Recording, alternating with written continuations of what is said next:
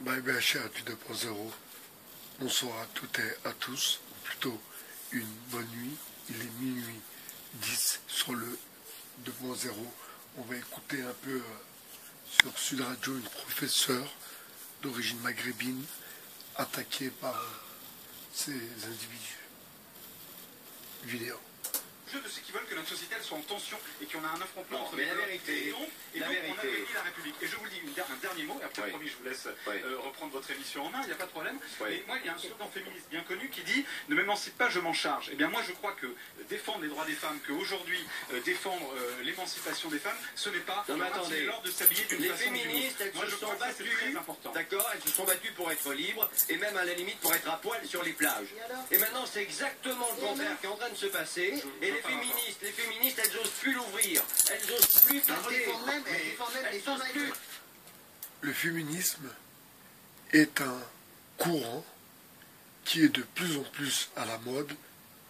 La preuve avec toutes ces femmes, chefs d'entreprise, qui ouvrent des affaires et qui sont, ma foi, autonomes. Le féminisme est une douille du capitalisme pour faire travailler la femme. Suite. Mais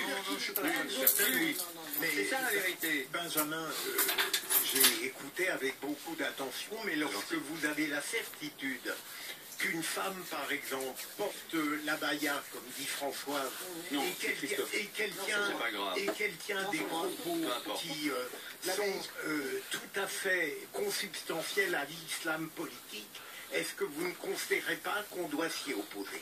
Moi je crois, je le redis, vous avez noté les propos qu'elle a tenus. Non, je ne les ai pas vus.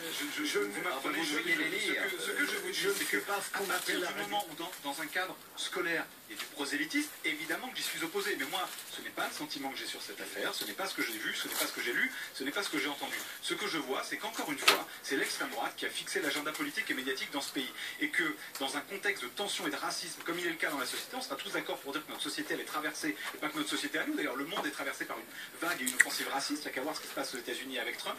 Dans ce contexte-là, quand la priorité des gens, c'est de nourrir leurs gosses à la fin du mois, c'est de sauver la planète d'un péril qui nous menace, c'est de partager la richesse, c'est de sauver leur retraite, c'est d'avoir le dernier iPhone, c'est d'avoir les dernières chaussures de marque, c'est de pas s'occuper de ses gosses et être sur Internet ou sur un téléphone en train de faire des snaps, c'est remettre que faire diversion avec la complicité de M. Blanquer sur ce sujet, encore une fois, c'est l'extrême droite qui a gagné, puisque c'est l'extrême droite qui fixe les termes du débat politique dans ce pays, et que ça se traduit par quoi? Ça se traduit par de la violence sur les réseaux sociaux et dans les rues, contre les musulmans, contre les femmes musulmanes.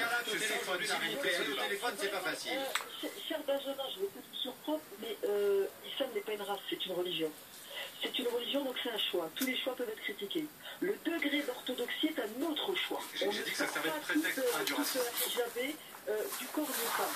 Donc, on ne parle pas de racisme. Est-ce que l'extrême droite fixe le planning? Ben, écoutez, ils ont été plus que maladroits, ils ont été odieux, ils sont hypocrites avec la laïcité, ça on est complètement d'accord. Moi je refuse de rentrer dans les spécialités textiles de couleur et de ton. Est-ce qu'il y a une loi qui interdit en l'état? Non. Est-ce qu'il faut qu'il y ait une loi? Oui. Et Blanquer, au contraire, pour une fois, je trouve qu'un homme politique autour de Macron est constant, il n'a rien à gagner. La victoire, elle est déjà du côté des multiculturalistes. Vous parlez de ces moments de stigmatisation, mais comment vous osez utiliser ce mot-là? Quand c'est un choix volontaire d'être dans l'orthodoxie, c'est pas un stigmate. Un stigmate, c'est quelque chose qui est imposé, pas qu'on choisit.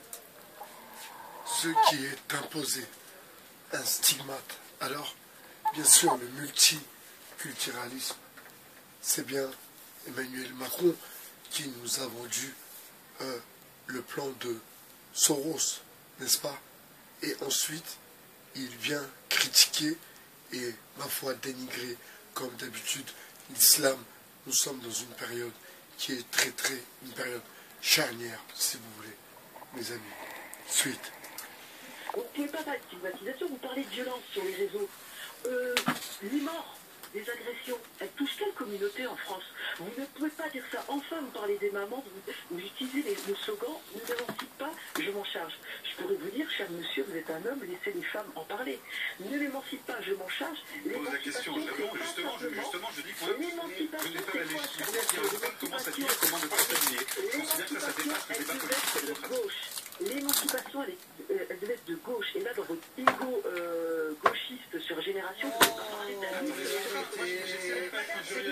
Non, mais moi je voudrais... Non, mais c'est très bien. Non, moi je veux la montrer.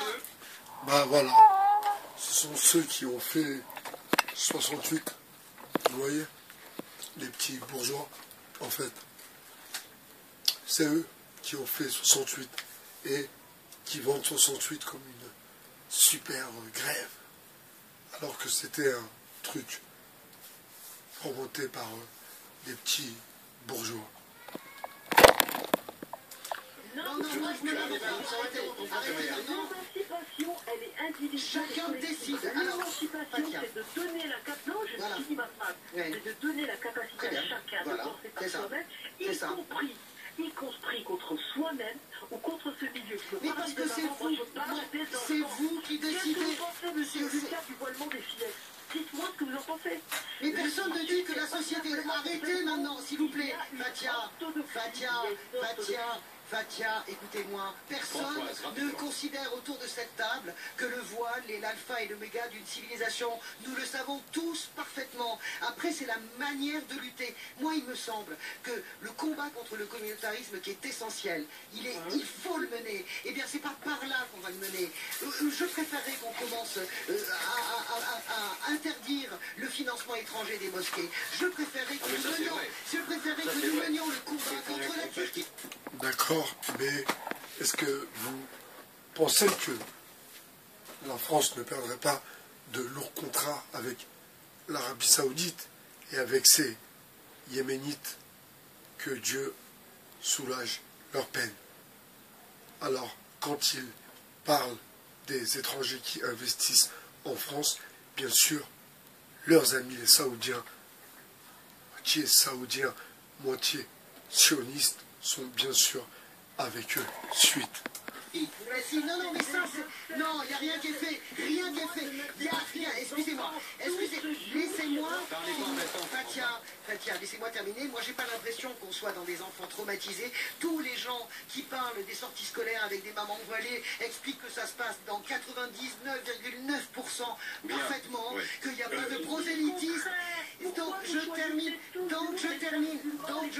Et vos arguments sont toujours les mêmes. Je connais par cœur. On dirait Zora Butan qui parle, ma copine que j'adore. Mais on s'en fout. Mais non, mais moi je l'adore, Zora. Les vôtres font les mêmes aussi. Mais bien sûr, ce que je veux dire, j'adore Zora Butan. Mais vous pouvez pas être... Mais je sais très bien. On va poursuivre le débat dans un instant. Fatia, personne ne pense que le voile est le summum de la civilisation. On est d'accord là-dessus.